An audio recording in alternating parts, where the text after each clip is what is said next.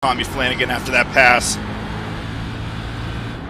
Trying to see if we can make it work. Car gets really loose.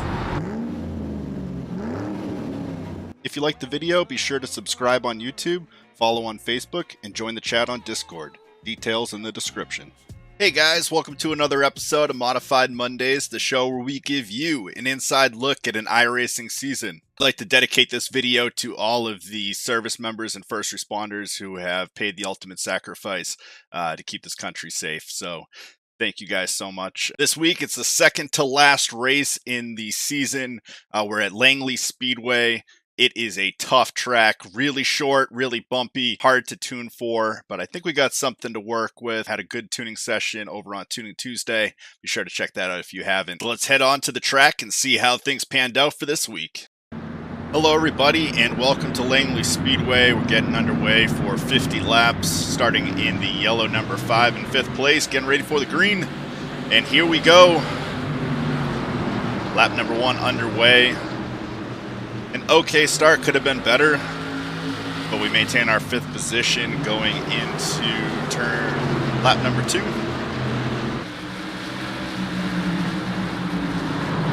Tom Flanagan up ahead in 4th spot. Try and hunt him down. Right now, just trying to settle in, find a rhythm. It's a really tough track. Just over a quarter mile.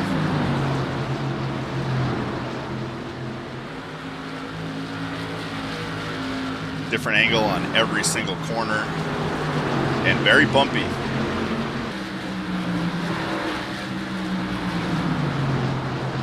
A few laps later, and we're sitting pretty comfortably in 5th place, trying to hunt down Tommy Flanagan up ahead in the number 7.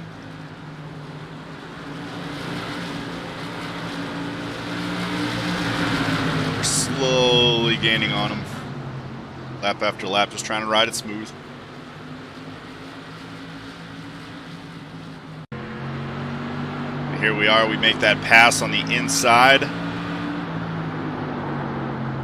Look from on board with Tommy Flanagan. And Russell J. Berry's going to push down the inside as well. Force the issue there. Make a nice clean pass. Great clean racing in this race all around.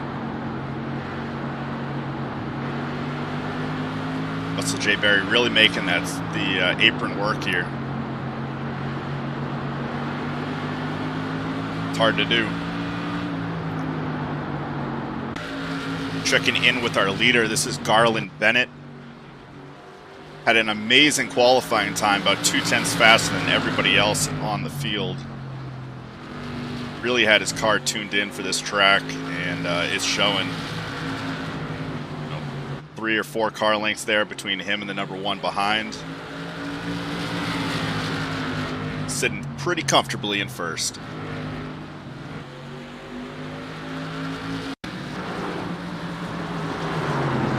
And we are doing okay.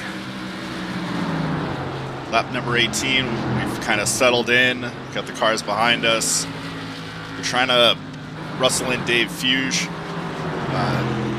Dave's car seems a little tight. He's bounced off the wall 3 or 4 times in this race. Hoping you can use that to our advantage to kind of catch up.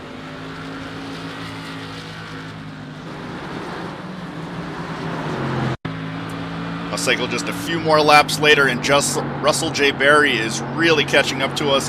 Our car has really loosened up after the halfway point in the race. Russell using that really low line, using the apron, finding his way, trying to get past us where he can. I'm going to try and hold him off, but it's really tough with a car this loose.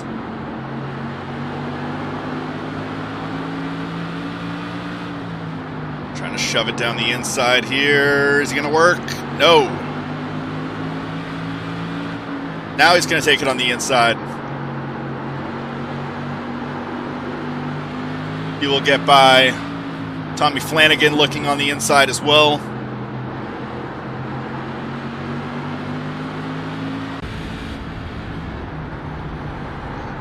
We are right on the tail of Tommy Flanagan after that pass. Trying to see if we can make it work. Car gets really loose. Able to save it there.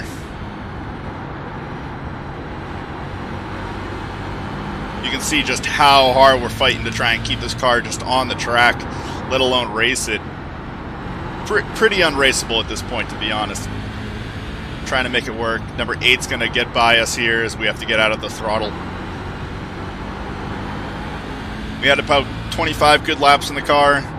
After that, just really, really loose. We increased the stagger on the car by just one click, had an 1/8 of stagger to it. Probably should have kept it. We were getting really good qualifying times with that. But just race, I should have probably tightened the car up a little bit if I had known it was going to be this. Just a note to put in for next season. We race here at Langley again. Make sure the car is tight.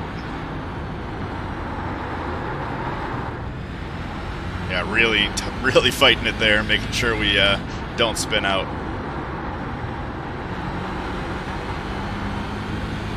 But that is where things are going to settle out. We started 5th place, we ended 7th place. Garland, Bennett, and pretty much everybody else has stayed in the position that they started in. Garland ran a really nice race, and this overall was a really clean race. There was only a few people with incident points, and most of those were people getting tight and bouncing it off the wall.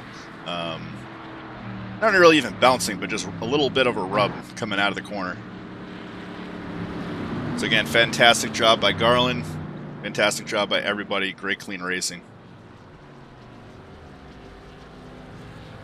Well, that wasn't the results that I wanted. We started there in 5th place, ended up finishing in 7th. We had a really undrivable car about halfway through the race. Like I had mentioned there in the video, I'd increased the stagger by just an 1/8 of an inch. The 1/8 of an inch was just enough to loosen it up.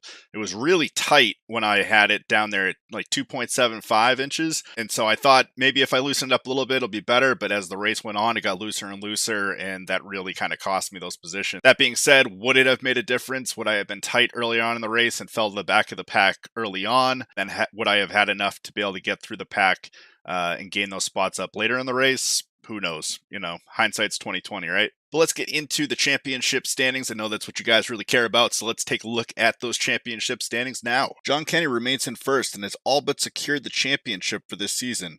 For Tracy Jenkins to take first, he would need a pole, a win, and for John Kenny to miss the final race of the season next week at Stafford. Not impossible, but we'll see how things shake out. The battle for third is close, though. There's only 15 points between the 3rd place of Scott Pepper and 4th of Wade Cones. If Wade can get a strong finish next week, he could rob Scott of a 3rd place finish. I'm sitting in 5th this week, but my buddy Michael's really going to make this a battle. He barreled from 8th to 6th this week and is just 6 points behind me. We'll need a really strong finish this week to make sure we finish in the top 5. Christopher and Adam will both drop a spot this week, settling in at 7th and 8th. And Richard and Mike will remain in 9th and 10th this week. Just 4 points separates these two drivers. It's going to be an incredibly close finish. It's going to come all the way down to the line at Stafford next week. You won't want to miss it. Thank you guys so much for watching. Be sure to tune in next week and find out how the season ends as we head off to Stafford Motor Speedway. Be sure to hit that subscribe button if you haven't already, and be sure to hit us up on Tuning Tuesday over on our Facebook page, 7:30 Eastern. See you guys next week. Peace.